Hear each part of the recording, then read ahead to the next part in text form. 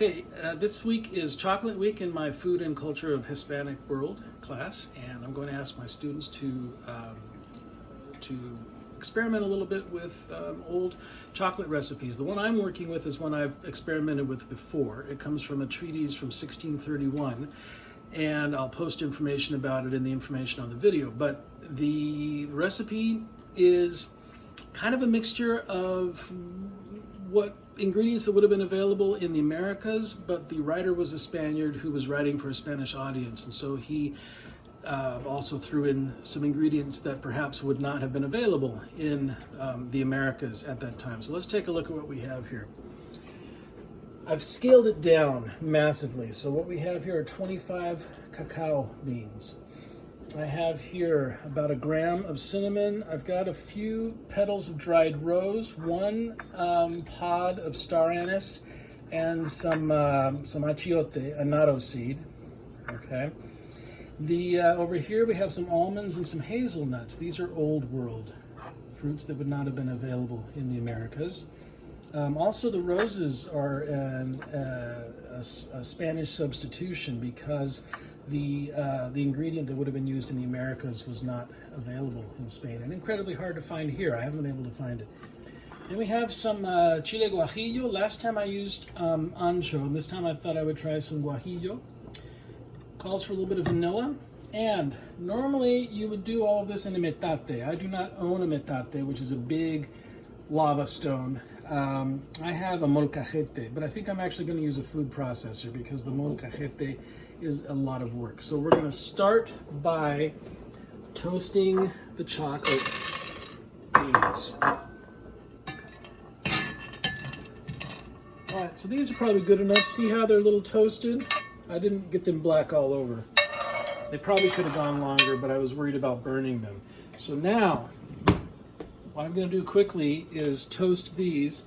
I'm only doing a little bit of chili, so I'm not too worried about it gassing me out. But you got to be aware that when you toast dried chilies, be somewhere ventilated because sometimes it can really gas you out a little bit. Okay, so we're toasting this very quickly. You see how it's starting to blister a little bit, and the skin's starting to turn dark. And I'd press it to the bottom of the pan a little bit. Okay, those are pretty well toasted, so I'm going to move them over, put them back in their bowl. I think I've got the pan a little too hot. That's one drawback to cast iron. So now I'm going to put in my nuts, toast them a little bit. I only have 3 of each. I scaled down the recipe and it doesn't call for that many, but I'm going to let these toast until they're a little bit aromatic.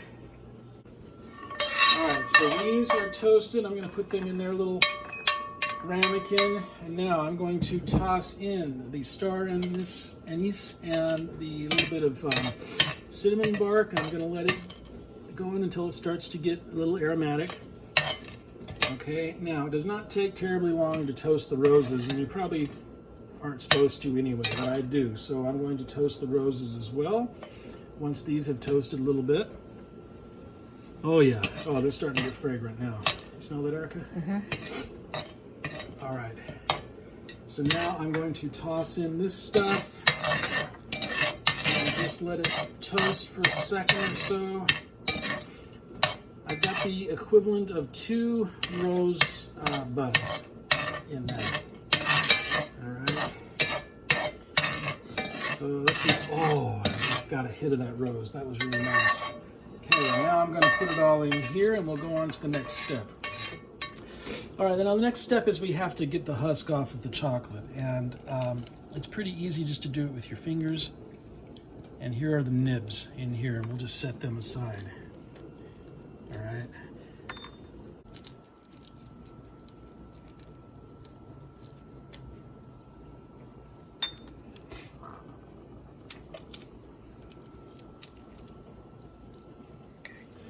So the next step would be to grind all of this stuff on the metate. As I mentioned, I don't have a metate, but the recipe says to do it on the metate on low heat, and so I assumed that meant that they had a bit of a fire going underneath the metate.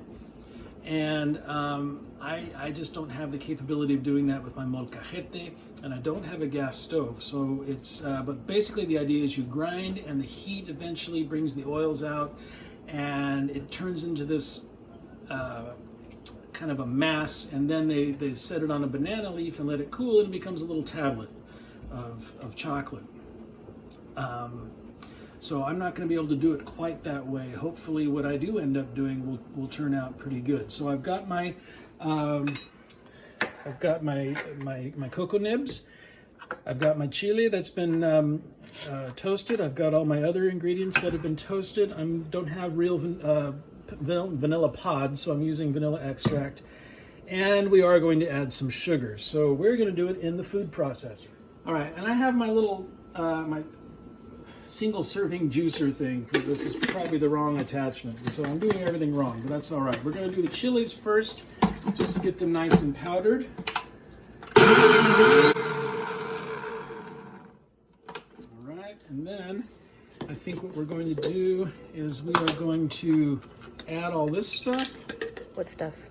Sorry, the nuts and the achiote, the cinnamon, the anise, and I'm going to add the cocoa nibs, and now I'm just going to grind it into as fine a powder as I can.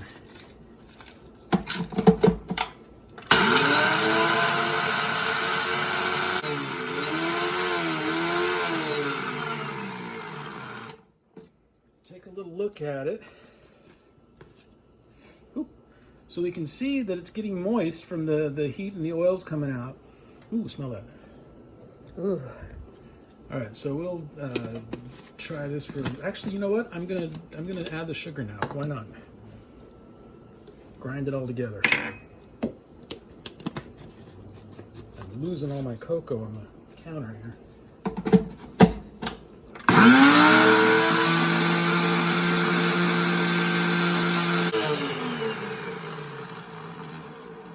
Maybe you need to scrape down the sides. Yeah, maybe.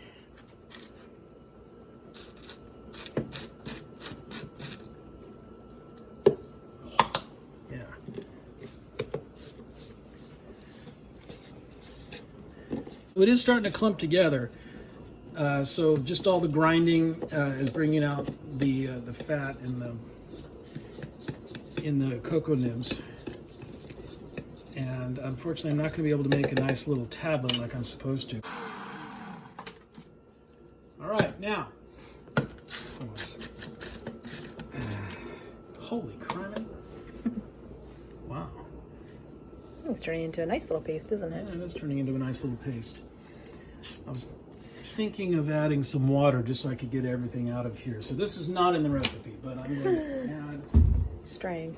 Yeah, I know. This is terrible. I'm going to add just a little bit of water. Oh, that's a lot of water. Grind it all again. And then we will do the next step.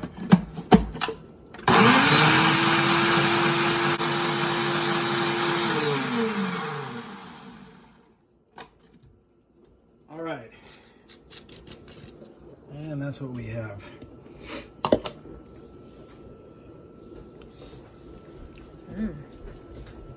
Oh, you can definitely taste the rose in there. Too much rose? No, it tastes good. All right, let's see here. Ooh.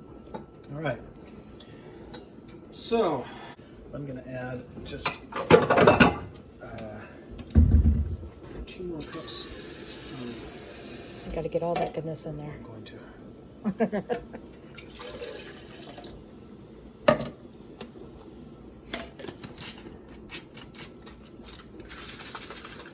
Shaken, not stirred. There's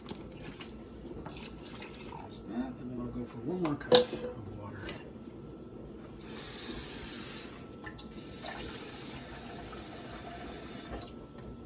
So this should be about a total of 3 cups of liquid. All right.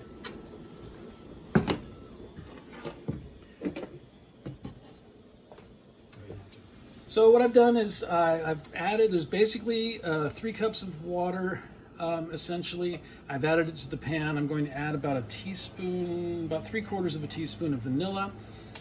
Throw that in there, and I'm going to bring it up to heat. Now, how did the Aztecs do it?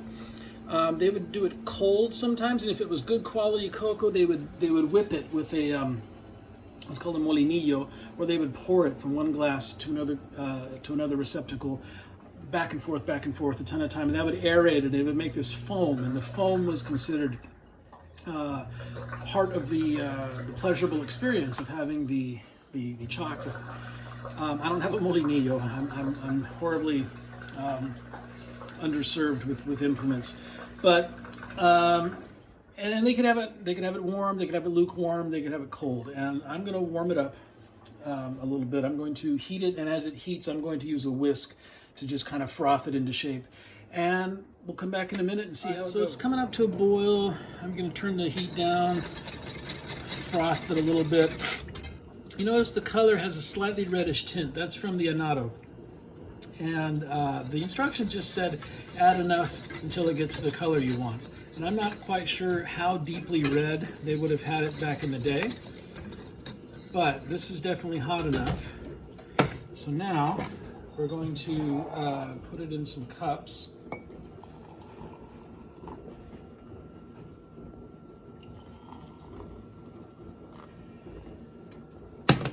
The Spaniards would have added innovations. Well, the Aztecs would have sweetened it, if they did sweeten it, with wild honey, but they often didn't sweeten it at all, which to us sounds kind of strange because straight unsweetened cocoa doesn't taste terribly good. The Spaniards added sugar, and it was the Europeans also that added the innovation of adding milk eventually. But for a long time, chocolate was just made with water. So let's give it a shot. It's a little hot right now. I might want to let it cool, but I'm going to give it a shot. Here we go.